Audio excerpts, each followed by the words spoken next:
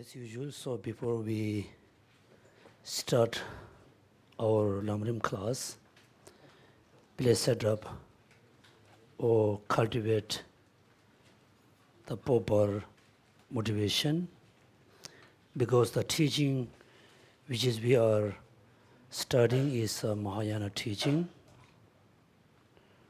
Also, the study partner who study Lamrim, so we consider ourselves as a Mahayana follower.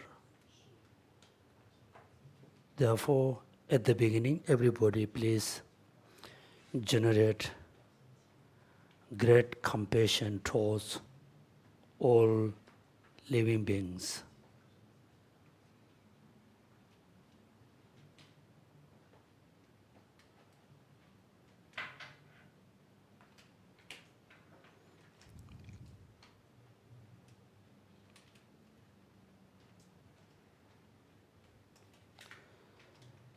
When you are able to generate, cultivate great compassion, then automatically you will have a sense of responsibility to free all living beings from suffering, provide all the good conditions towards all living beings.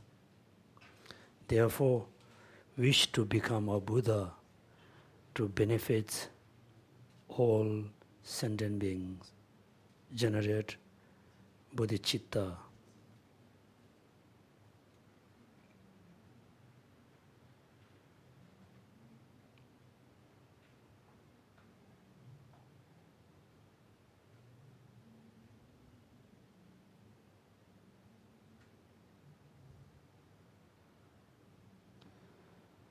So when we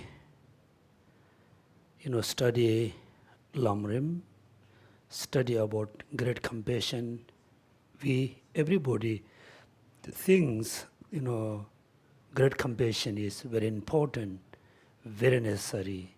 So everybody very happy to have a great compassion towards all living beings. Sometimes, we are lacking, have a compassion towards our families, our relatives, our neighbors. This is no good.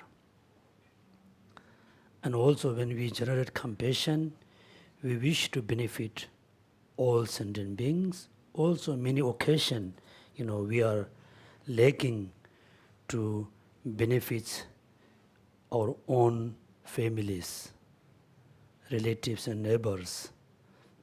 As a Mahayana practitioner, so also all of you, have been attending Mahayana teachings class from, many of you received teaching from His Holiness Dalai Lama.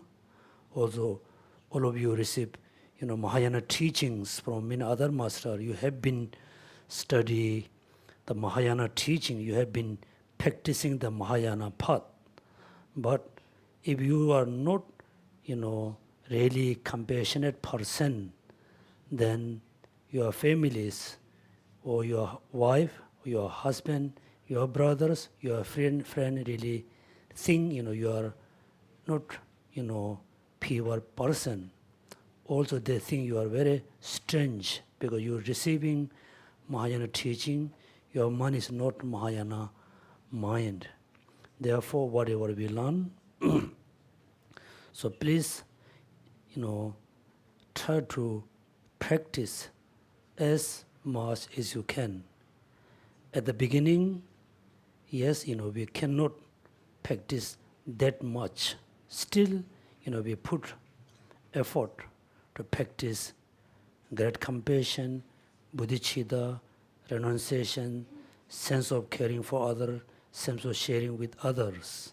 Then slowly, that you can have, really good dharma practice. So in order to practice the dharma, we need to study about the dharma. We need to learn the Dharma. So we cannot study by ourselves because we really don't know about much Dharma. So when we try to read, the Dharma books, so many times, many occasions we felt, I'm not going to understand at all. Therefore, we need to rely on a teacher. We must have a teacher, and we must rely on the Guru. So when we rely on Guru, so it is not just enough to rely, enough to receive teaching for one time, few times, few years. So we have to rely on the Guru continuously until we become Buddha. So we need to rely on the teaching, not just one day, 1 month, 2 months, few years. So we have to rely on the teaching. We have to practice the teaching since today until we become Buddha. Therefore, we have to make a long kind of, plan. So therefore, in the past, we study about the qualities of the teachers. All teachers, the teacher teach you Mahayana teaching, the teacher teach you Hinayana teaching, the teacher teach you any Dharma. The teacher must have the 10 qualities. If the teacher, lacking one of the qualities, still the teacher can be teacher, but not be good teachers. Therefore, please remember the 10 qualities of the teachers. So when we found, due to our karmic action, due to our positive actions, so when we found our Guru, who has, all the good qualities, it is not enough, it is not sufficient. Therefore, second, we must have the 5 qualities as a student, as a disciples. Next, then you must remember the 5 qualities of the disciples. Within the 5 qualities, the last 2 also very important, being focused. That means every day you always focus on your practice, always focus on your study, always focus on your action.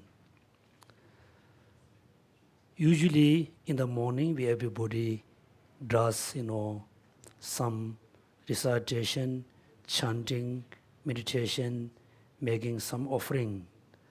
Then when we go out from our home, our house, then the Dharma we left behind us. The Dharma we left in the room, house. We never carry the Dharma with us all the day, all times. Therefore, we always focus our Dharma. So when you eat a food, when you drink a drink, coffee, tea, before you eat the food, you must remember, the Guru, Buddha, Dharma, Sangha. First you offer the food and drink to the Triple Gem, include Guru. And also, at the same time, you just imagine, before you taking the food, you must share the food with all sentient beings, particularly the hungry beings. Not only that, so when you have a food and drink, when you have a clothes, you must remember the food, the clothing, the house, all the facility come to hundreds or millions of people. Not only human beings, it's also come to many other sentient beings. For example, when we eat egg, so the egg come from chicken. Or the chicken taken care by many people. Or the chicken farm, the building built by many people. In order to have a simple, small omelette, it come through hundreds of thousands of people, hundreds of thousands of animals. Therefore, when you eat a food and drink or have a clothes, you must remember the kindness of all sentient beings. Then you must eat. You eat, you drink. At the end, also you must, appreciate all the living beings. Also, we really appreciate to the Guru, Buddha, Dharma. Then, you can finish your drinking and eating. So this means being focused is very important. Then the last one, respect. Be respect the instructor and the teaching. So therefore, even though somebody give you simple advice, for example, you have some problem with your business or your families, problem with your friends, then you seek advice from someone.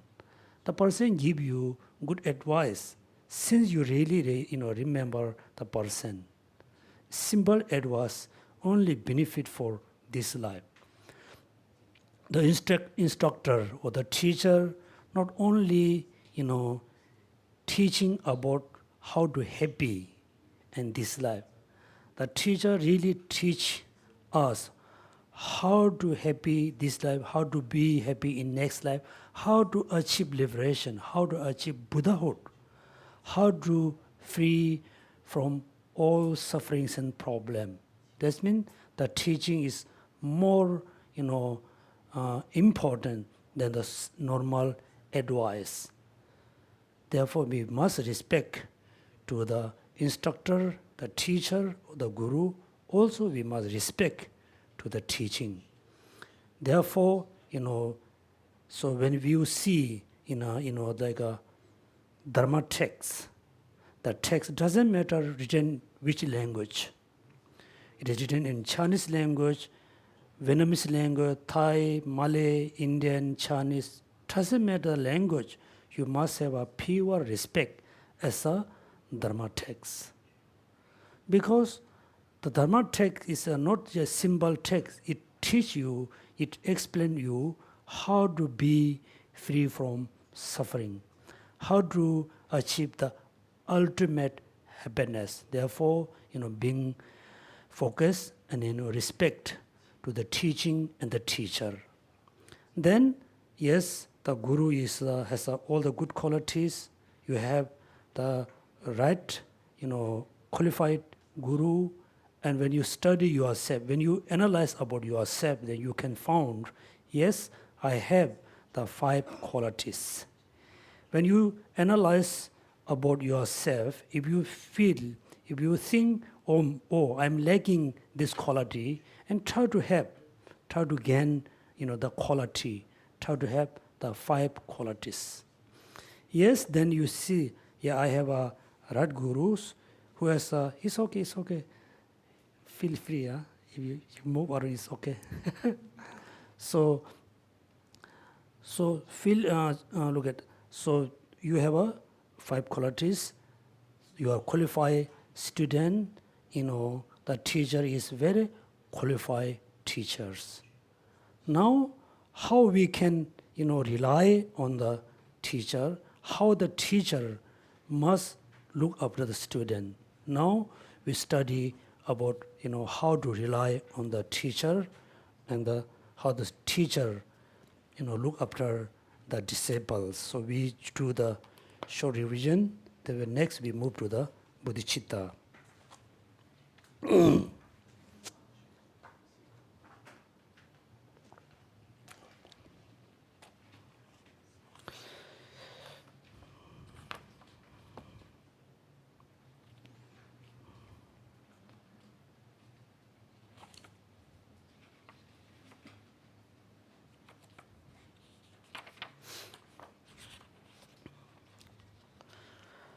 So we need to, when we rely on, to the teacher, there's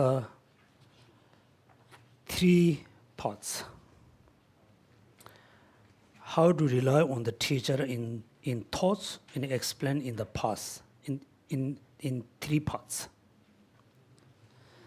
General indication of attitudes need to rely upon the teacher.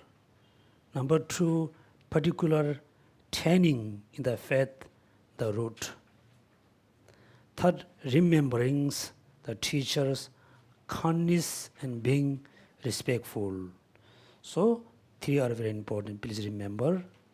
So, generally, the general indication of the attitude need to rely on the teachers.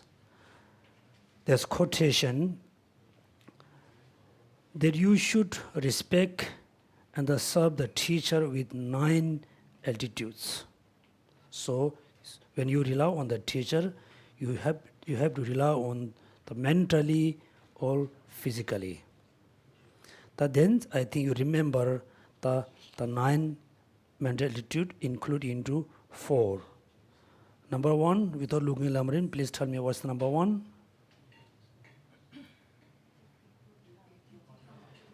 Yeah, dutiful child. That means if the child is very dutiful, then child always asks to the parents, or when the child does something, always look at the parents, is okay or not. That means, all your practice, you must practice according to the Guru advice. What is the number 2? Second, like a diamond, right? So diamond is so solid, not easy to break. So when you have you are a qualified student, the teacher is qualified teacher, you already have, built the connection, the relationship with the Guru. And sometimes, due to some misunderstanding, due to some advice, then you have a distance between Guru and you. You should not have. You always have a solid, belief into the Guru, like a diamond. So number 3, earth, right? So when you rely on the teaching, so your mental attitude look like earth. Your mental attitude like a diamond. Your mental attitude like a dutiful child, right? Earth. So look at, we live on the earth. All the buildings, everything, we use on the earth. But on earth, able to carry, able to support everything. Therefore, when the teacher asks you to do, some practice, you must practice. You should not say, I cannot.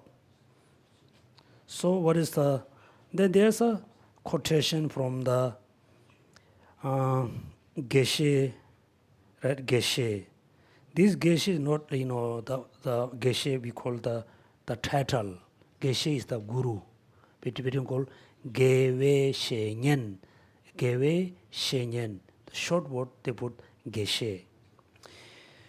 You have met with a Geshe who is clearly a Bodhisattva and have practiced in the accordance with his word. You have great merit. Now let this be privilege, not burden. So this is said by one of the Geshe. So all of us, many of us, I think we receive teaching from His Holiness Dalai Lama. Also, you also have received, other qualified practitioner teacher. All the teachers are Buddha or Bodhisattvas. Therefore, we should feel, I'm very lucky, I'm very fortunate, I have enough merit to meet, this qualified teacher who is Bodhisattva. Therefore, when the Guru asks you to do, practice certain kind of job, you just feel this is a very privilege, not burden, right? Then there's another altitude, there's you must study. There's the second altitude is like holy servant. third is a sweeper, right? The sweeper is very important. When you became the disciple of the qualified teacher, then you look like sweeper. When you sweep the ground, you clean everything. So, being a student, you should not have a pride. You should not have a ego. You always feel I am much lower than my teacher, right? So if you think, oh, yes, certain area you are much better than your guru. For example, some teacher, some dharma teacher, he or she doesn't know how to use computer, how to use laptop. And this area, you are much better than the teacher. So we are talking about based on dharma knowledge. So when you think about dharma knowledge, you always think my guru, my teacher is more superior than me. I'm much lower than him or her. So should not have a pride, should not be arrogant. Then next is the foundation, the number 4. So there's a lot of the mental altitude. So when you rely on the master, you need the good mental altitude. Page number 80. In the particular training in the faith, the root. Faith is the prerequisite for all good qualities, right? Procurator to them like a mother. That means whatever we going to achieve, the good qualities, any practices is depend on the guru. The guru look like, the main important cost, like a root. So you must remember the guru is very important. There's a lot of quotations. So when you read Lamrim, you no need to remember all the quotation. Okay? If you can, very good. If you cannot, it's still okay. You just read the quotations and you select. You select one of the most effective quotation. Then you memorize. Then you chant.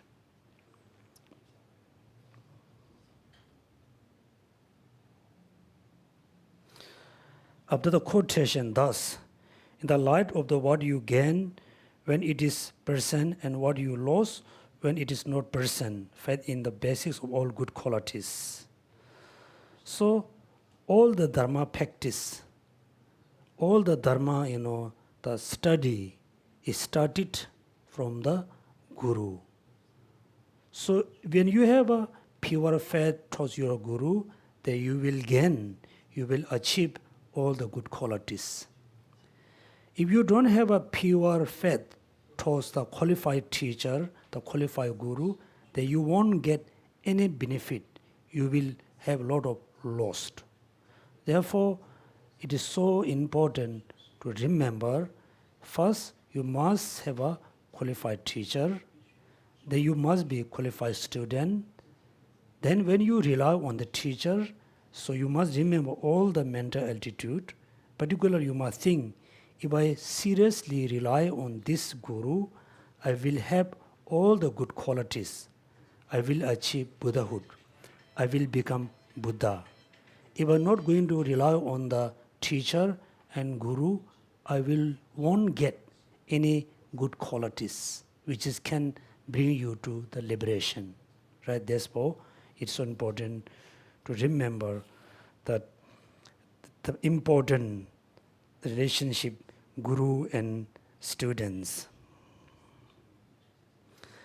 Then, when Adisha was in Tibet, Geshe Domdönpa said to Adisha, so Domdönpa, one of the most important disciple of Adisha, so Domdönpa said to Adisha, is very important, in Tibet, there are many who are meditating and practicing, yet they are not attaining any special good qualities. Right? They ask question, why in Tibet there are so many, practitioners who practicing, who meditating, yet they haven't really achieved, good qualities. Why? The answer here, Adisha said, all the significant and insignificant good qualities that pertain to the Mahayana arise from the rely on the Guru, right? So very important, not very important, all the good qualities arise from whom? Whom? Guru. You Tibetan, look at you Tibetan, only think of Guru as being common person. How can get, good qualities arise?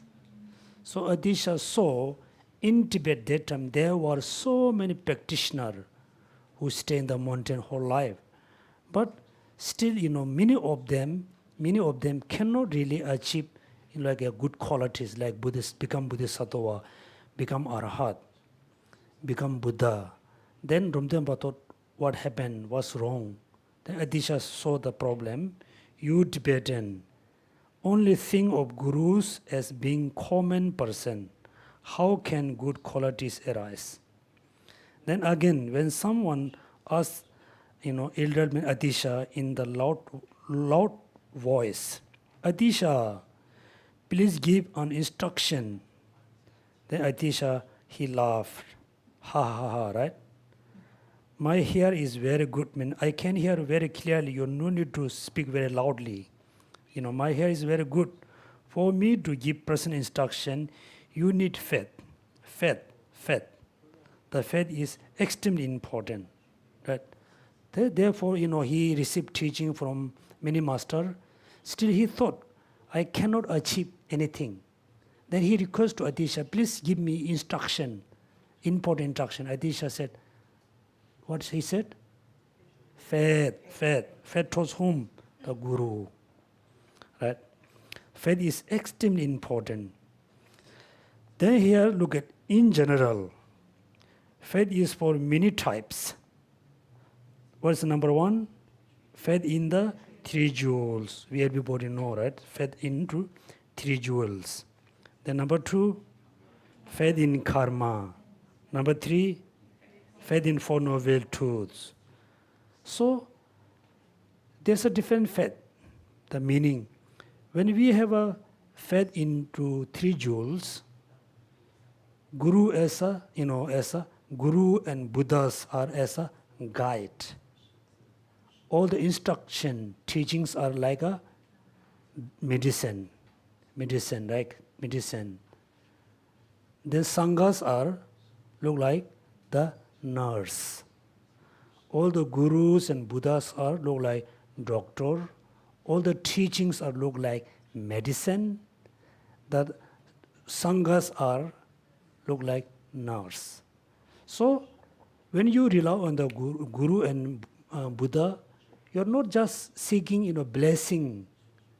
You are really seeking advice, teaching how I can be Buddha, how I can achieve Buddhahood.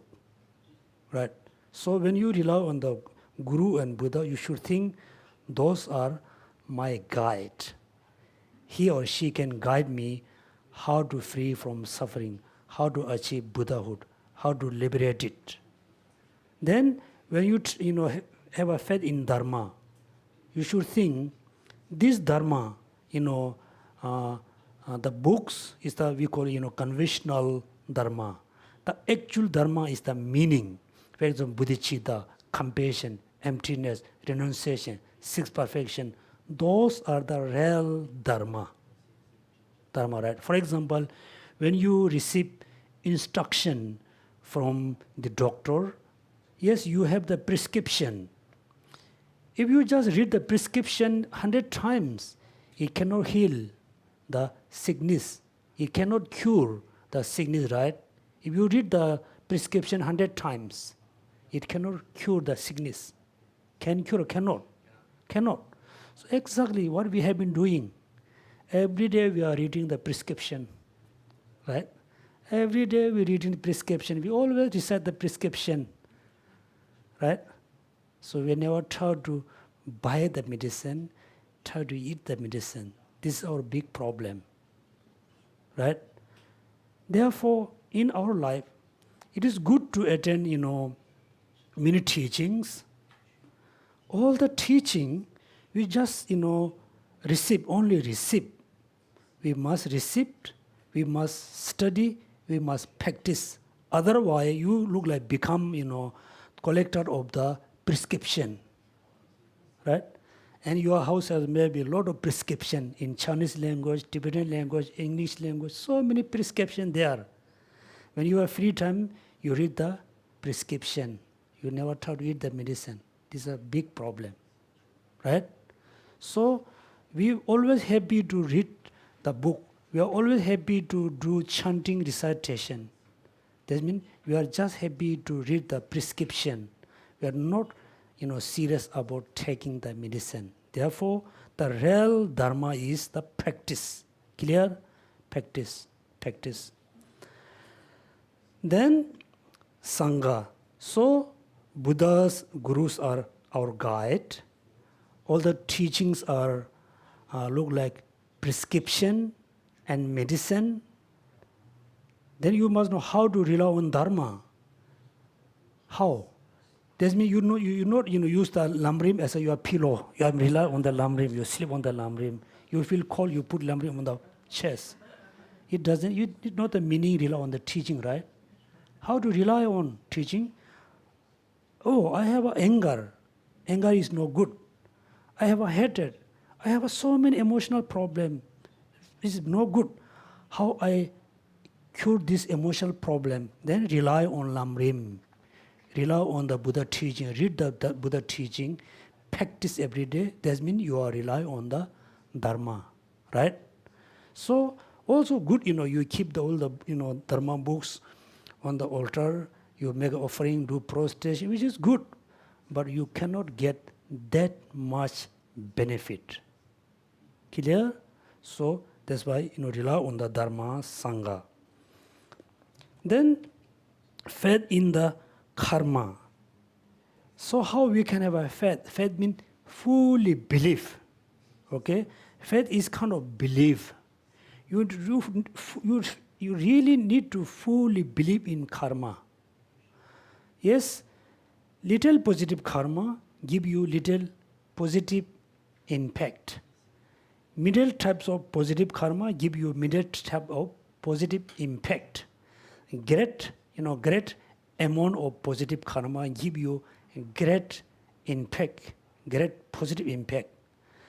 Very small negative karma give you little negative impact, right? Middle types of negative karma give you middle types of negative impact. So you really need to know negative karma give you negative result. Positive karma gives you positive result. So what do we need? Do we need positive result or negative result? What? Really? Serious? Then we have to be really serious. Yes, I don't want any negative result. I'm already enough. Right? We are already enough. We are fed up with all the negative result. We don't want any more negative result. We need positive result. In order to have only positive result, what you need to do? Positive action. Positive action. Also positive action not only mean just you are doing recitation, chanting, prostration, making offering, doing lot of dharma activity, doing kind of lot of volunteer work. It look like positive action. But it's so hard to say it is positive or negative. It depends on what? Motivation. If you have a good motivation, all your action 100% be positive action. It gives you positive result. Then negative, same thing, right? Look at, sometimes based on my experience, many times I feel bit feel upset, feel unhappy. This is my nature. Whenever I see somebody facing problems, somebody confuse the direction, I go for a long walk every day. I can see many people confuse the direction. And I go close, excuse me, are you lost? Someone is quite nice. Yeah, I lost. Where I should go? I show the direction. They say, oh, thank you, I feel good. I know the person is totally lost. I ask, excuse me, did you lose? Are you lost? He said, I'm okay. I'm okay. I know you are not okay, but I cannot say. Right? Then I feel, it's so difficult to help other, right? Then what I thought, for my side, I'm very clear. I have a good intention, good motivation. If the people feel happy, good for him or her, good for me. If the people feel bad about it, what I can do, how I care. Right? Therefore, you fully believe in positive karma, negative karma. All the sufferings we have arise from negative karmas. All the happiness we have is come from the positive karmas. Therefore, I should not try to engage into negative action, physically, verbally, mentally. Right? Physically, very easy. When you see some, like a sangha, you try to respect. I'm not sure you really respect or not. Physically, you are doing like. Mentally, you thought, the sangha, like. There's no respect. Verbally also you can see, when you see your boss, you really respect. Good mornings, boss, good morning, like madam, you saying verbally. Mentally, you don't like the boss. That means still it's not really respect. Physically look like respect. Physically look like positive, but it's negative action, right? Therefore, look at here, believe into karma. That means faith in karma. Then faith in Four Noble Truths. Means you fully believe into Four Noble Truths. Origin of suffering, and cessation and path to cessation. Not only that, faith into true truths. Faith into emptiness. Faith important. Right here is not just talking the general faith, it's faith or towards your guru, right? However, here we are speaking of the faith in the guru with regard to how disciples should view the gurus. So that means is generally you need a good, very solid, pure faith towards Buddha, Dharma, Sangha, so and so. Particularly here, as a beginner, first you need pure faith, pure belief into Guru. There's a lot of quotation you can read.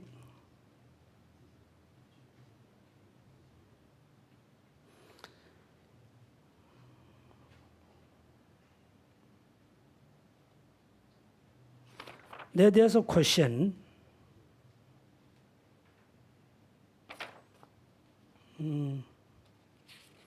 So this means you need a pure faith into your guru. Then there's therefore once someone is your guru, whether or she is a similar careful attention to the good quality. Then once you accept someone as your guru, based on having the good 10 qualities, the person has 10 qualities, you already accept the person as your guru. And between that you see a lot of faults, a lot of problem. Then what should we do? We should we just disconnect with the guru, or we just continue the connection with the guru. What?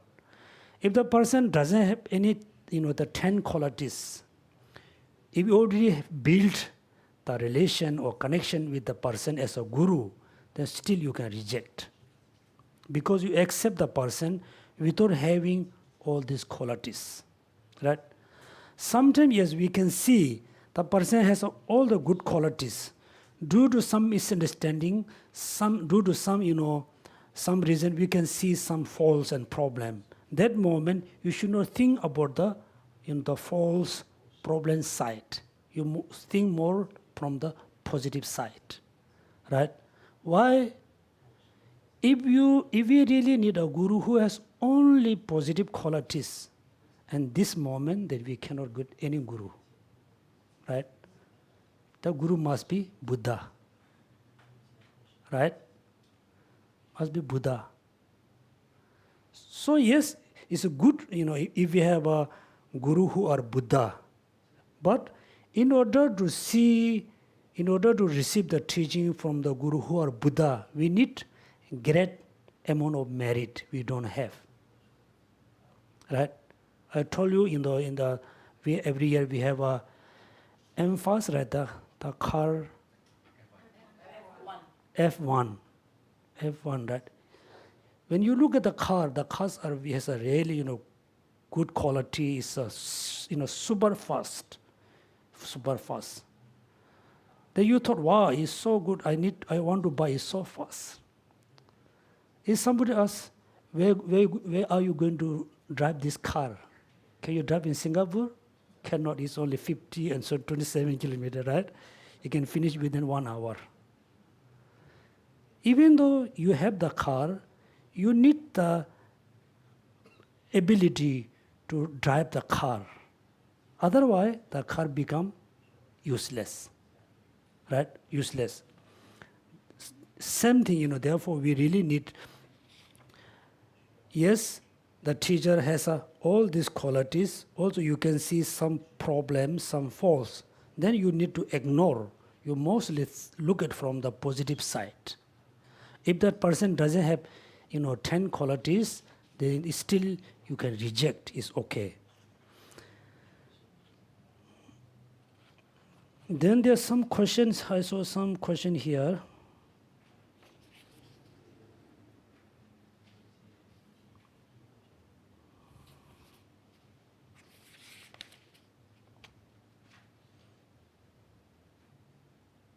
Yeah, this is how to rely on the teacher by physically.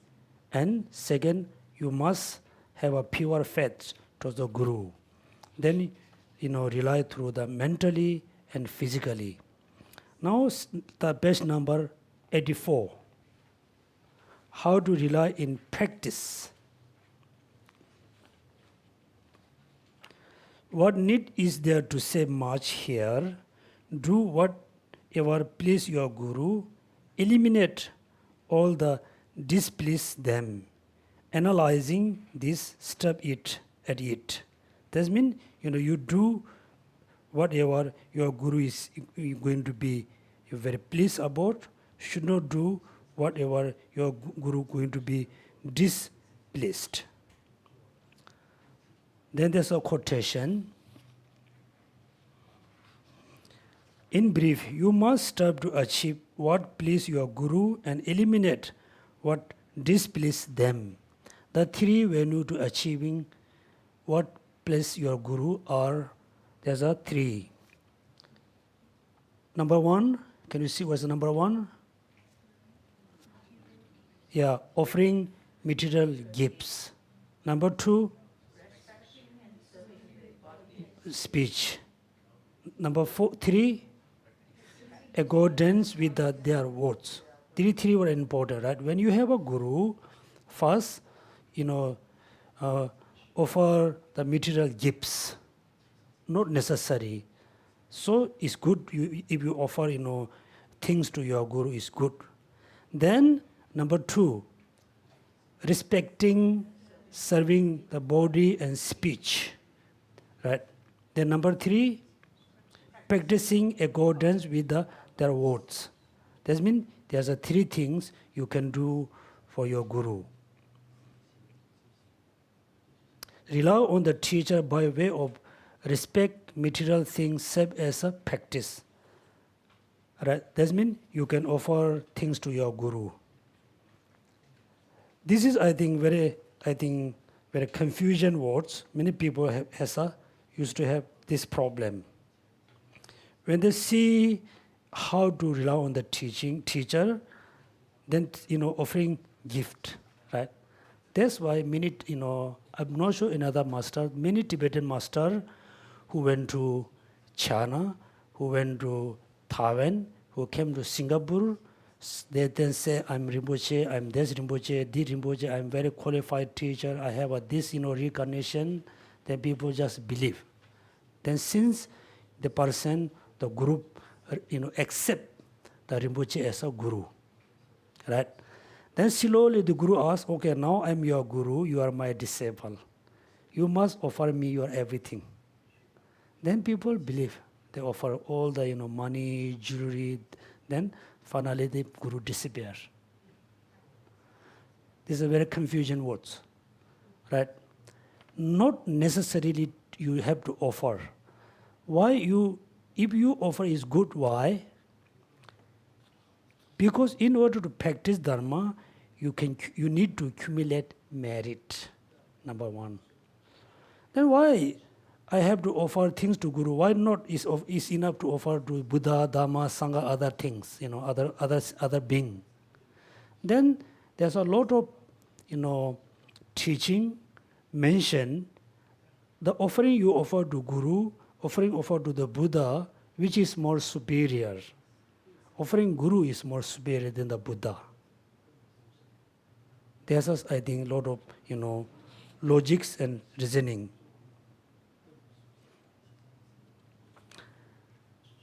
Then there's, I think,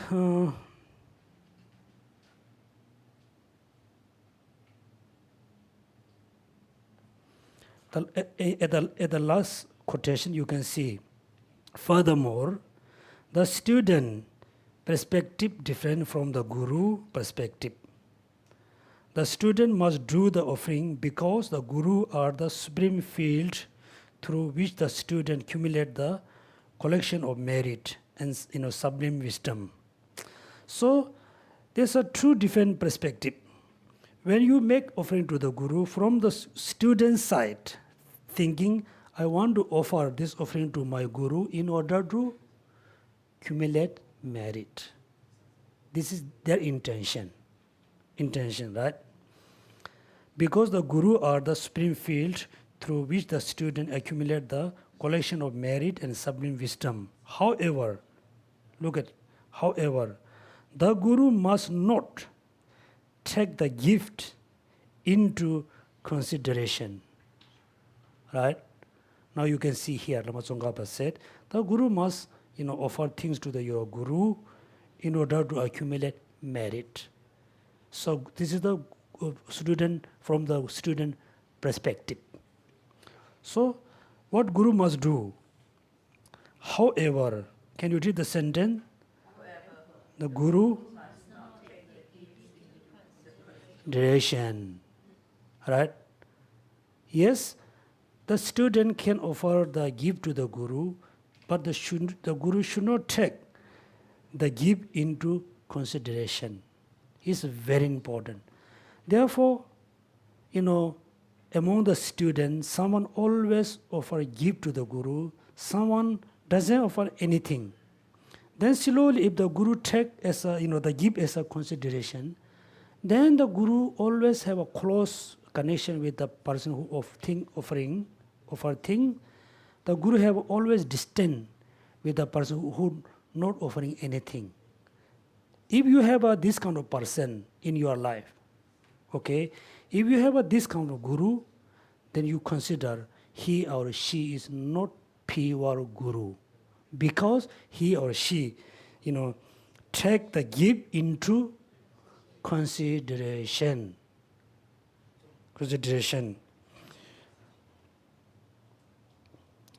Then next sentence here, another said, Shara was one of the very high practitioner in Tibet. Sharawa is the name of the person, said, we use the word guru for whomever is pleased by practice, does not give even the slightest consideration of the material gift. It's mentioned, whatever guru please, you must do. You should not do the guru, displease. Right, displease. That means, look at, if the guru take the gift as a consideration, then the guru is not pure, not good guru. Because within the 10 qualities, do you remember the first three? Three qualities. Number one, ethical discipline. Number two,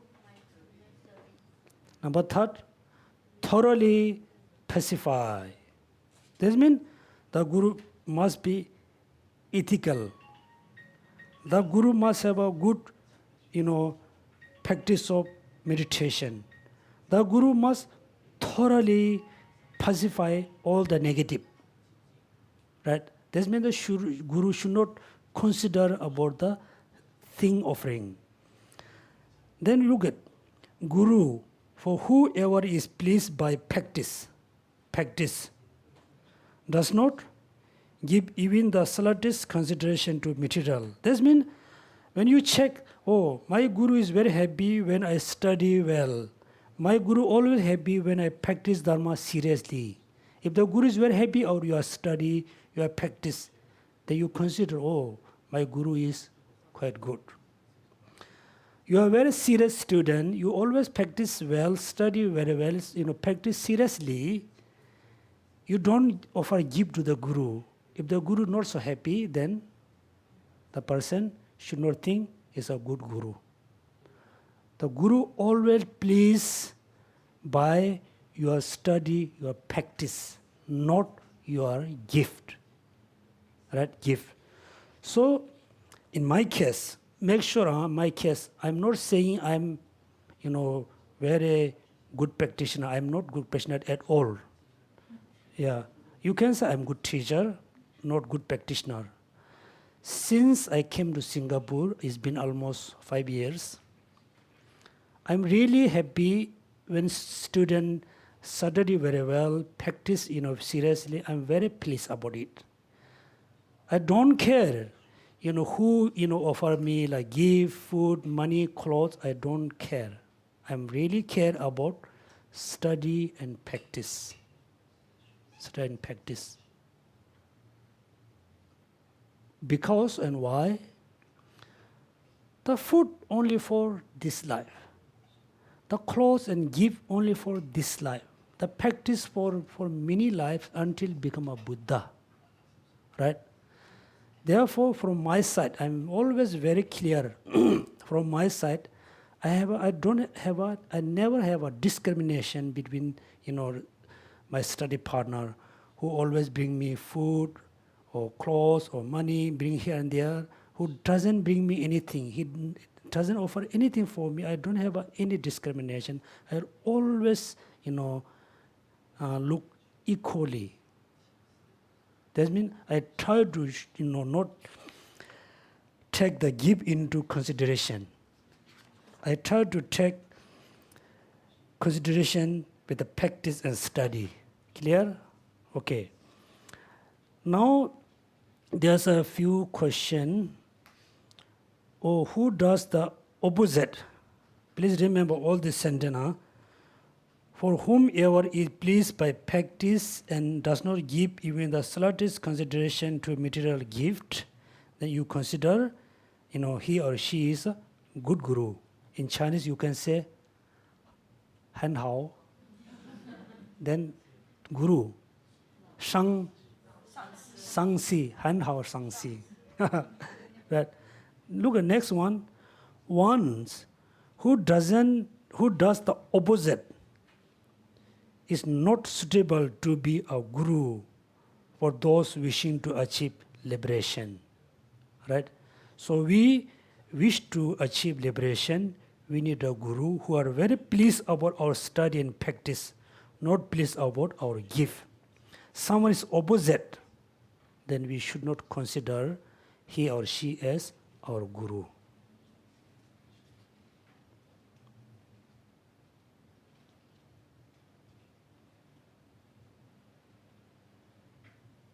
Then there's a lot of words you can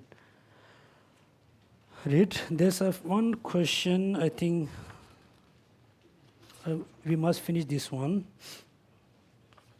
Have you seen there any question about the Guru? You must. No. Huh? 86. Question. Yeah. Yeah, you are right. Question. You must practice in accordance with the Guru's words. Okay, you must practice in accordance with the Guru words. The Guru word is not his, own words. The words coming from the Buddha, right? Words. Then what? Very important question. Then what?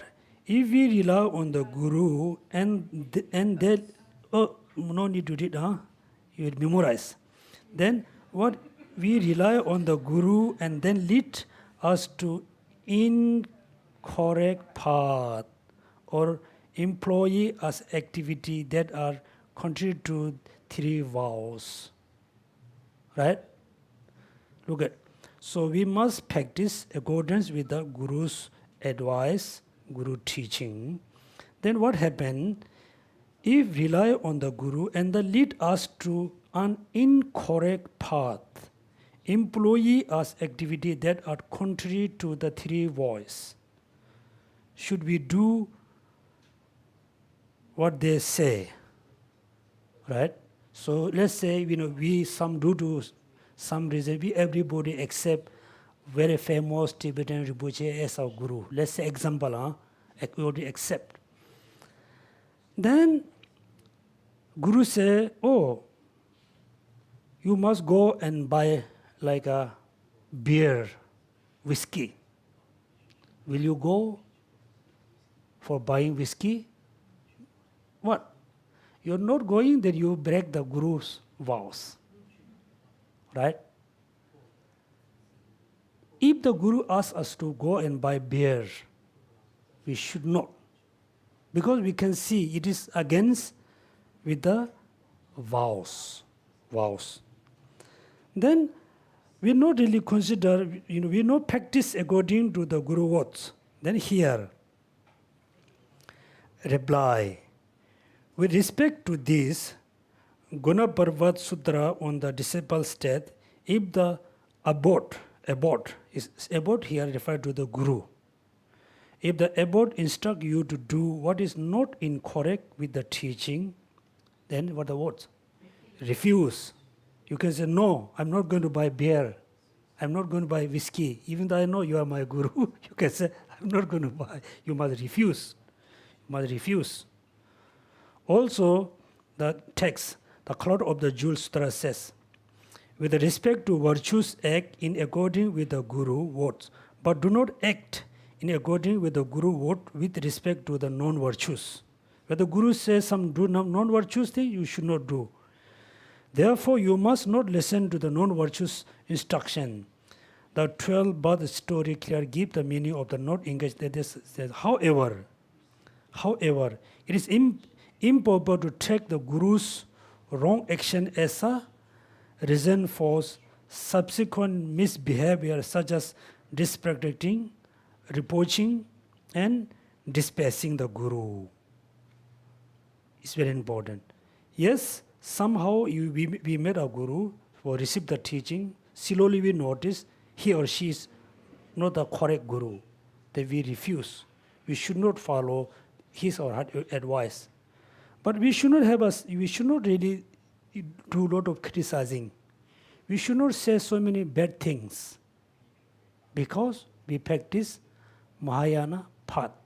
We practice great compassion, right?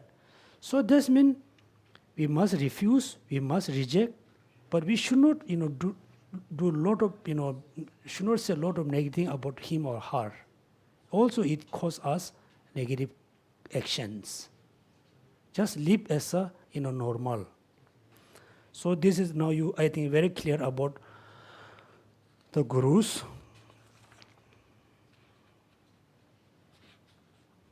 Then next you must learn what kind of benefit you can have if you rely on the teacher.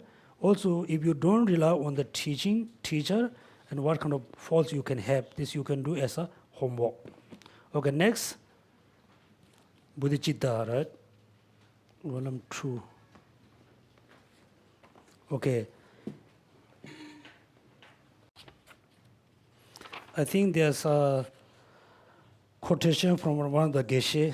The Geshe said, when I have one new disciple, I feel very burdened. Right? Remember?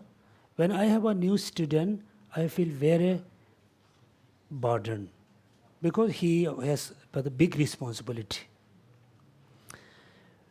When someone leave, my place, I feel bit free, feel relief because he has a less responsibility. Then he said, it is not good to not have any connection with the disciple. We must keep the right distance. Do you remember which page it is? That means being our guru, you think it looks very nice, looks very happy, looks very joy. For example, when we attend His Holiness teaching, everybody respect him or everybody praise him. That he sit on the high throne. Everybody serve him food and drink. You think, wow, looks so happy, right? But it's not at all happy. If there's a 10 student, he has a 10 responsibility. If there are 1,000 students, he has 1,000 responsibilities. It's very heavy. Even though look at as a mom, even though looking after one child is not easy.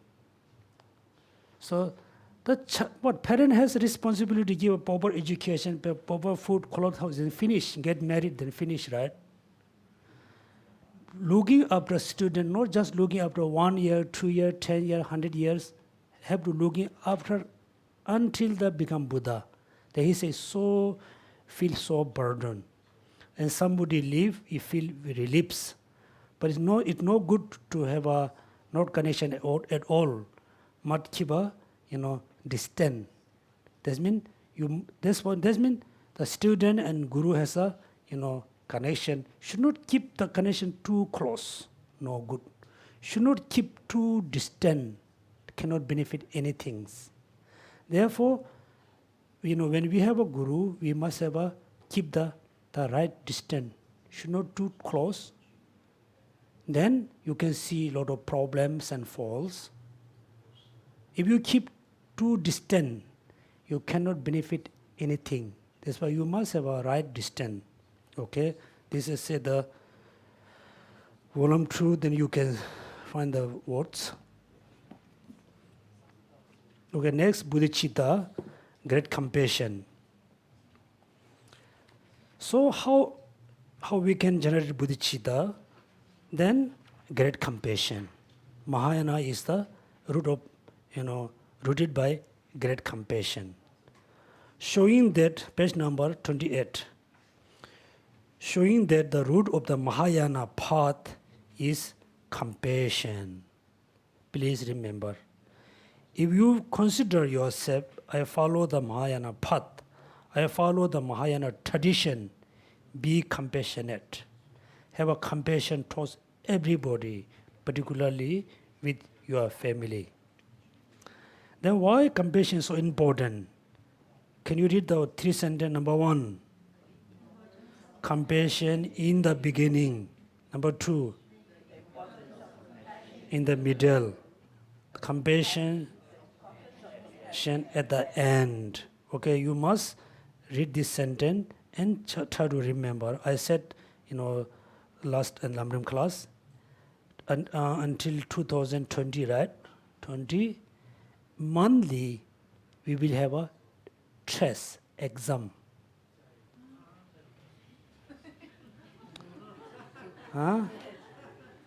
Monthly, we have a Lamrim text test, we have a Buddhist science psychology test.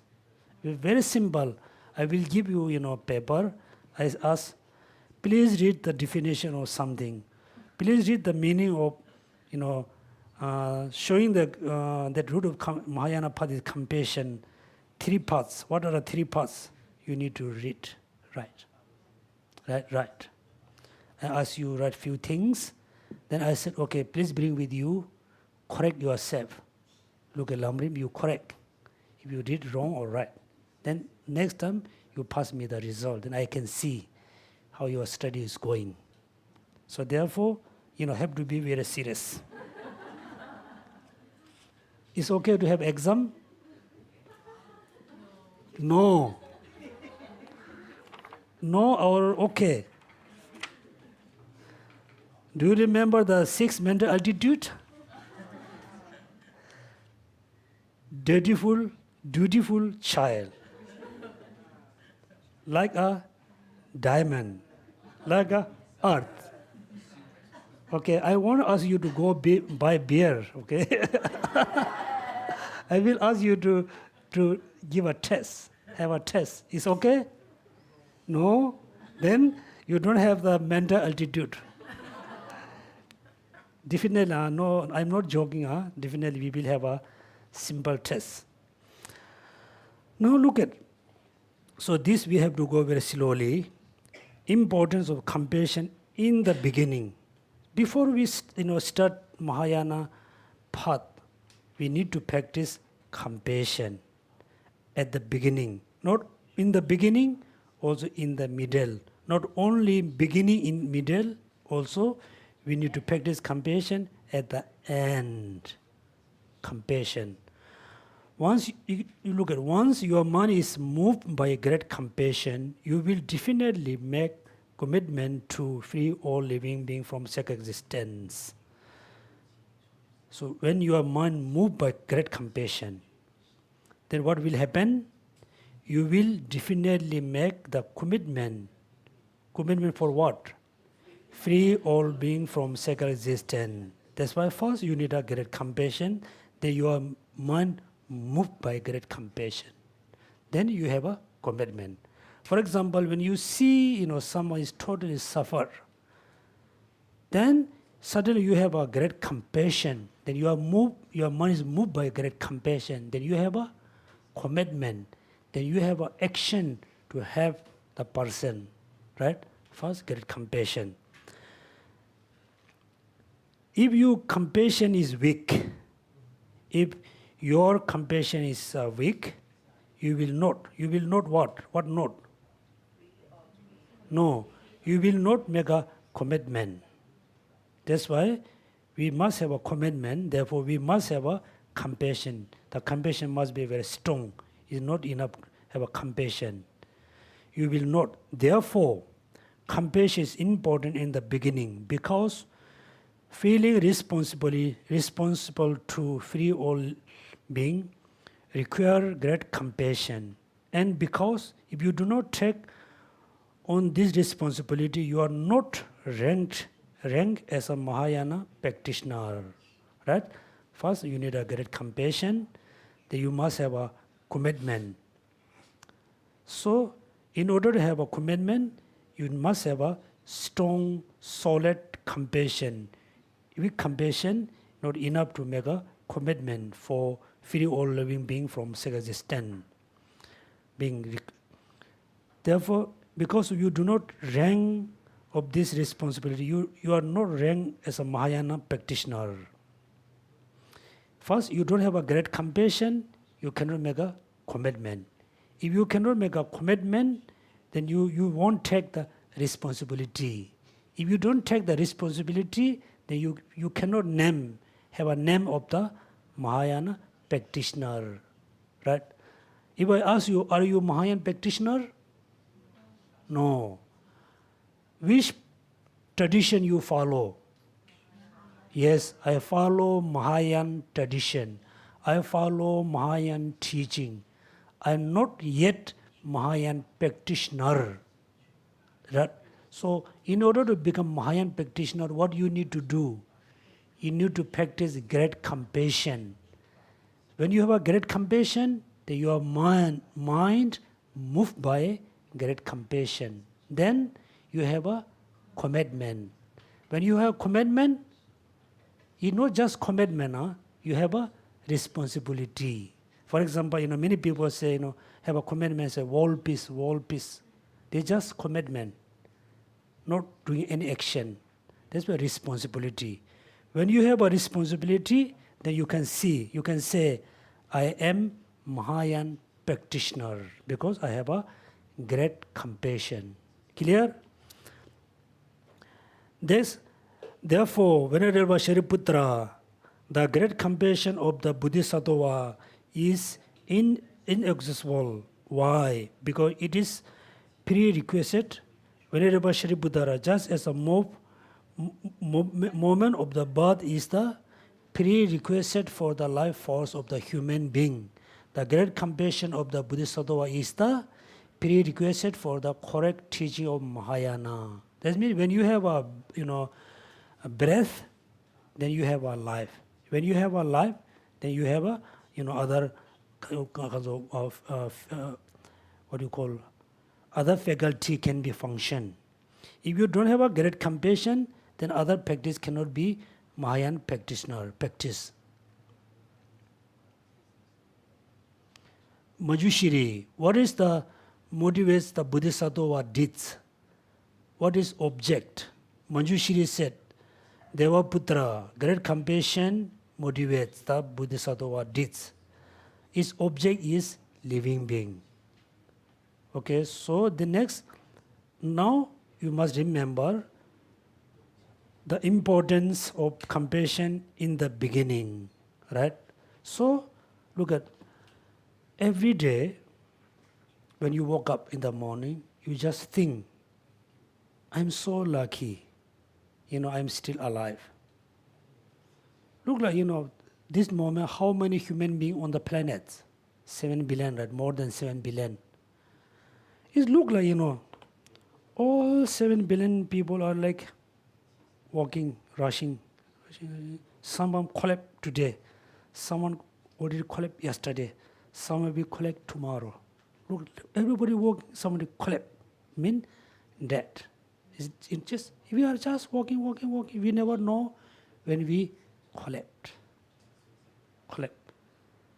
Therefore, when you woke up, you feel, I'm so lucky to able to see the sky, to able to, feel the, sensation. I'm so lucky I'm alive.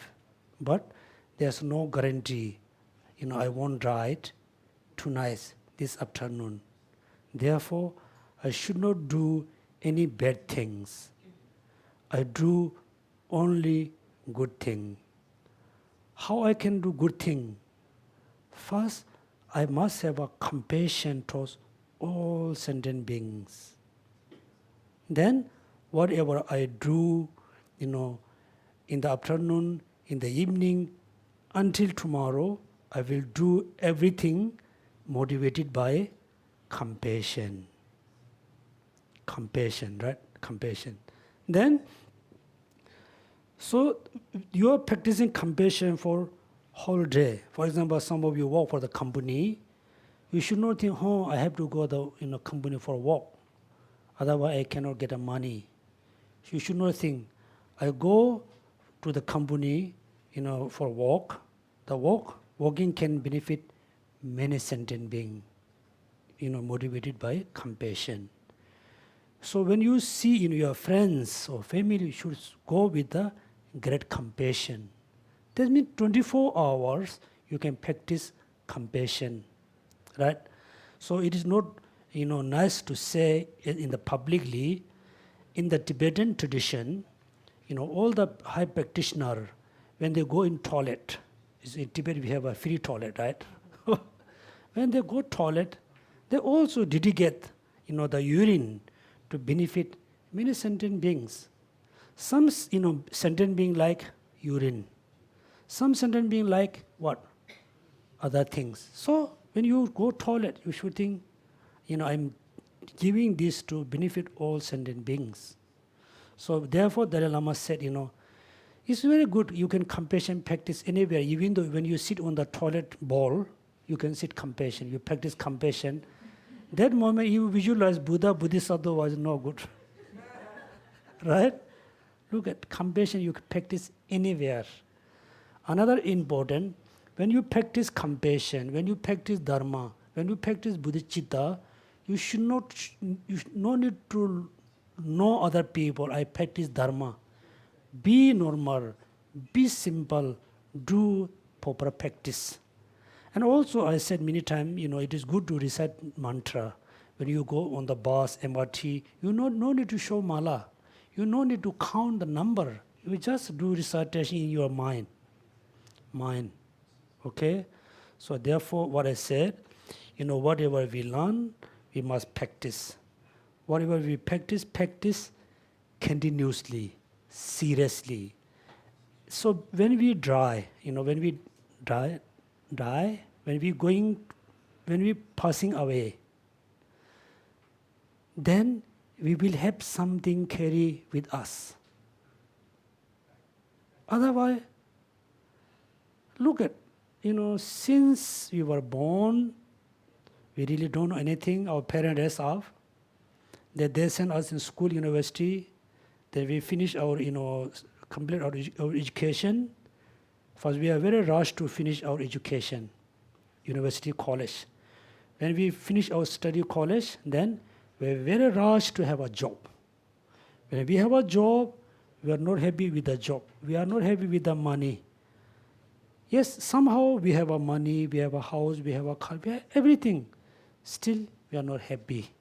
Still, we are struggle about earning money, so and so and so and so and so. But at the end, so you are, let's say, in the hospital, in the bed. Somebody asks, in your life, what you really have achieved? What do you answer? What?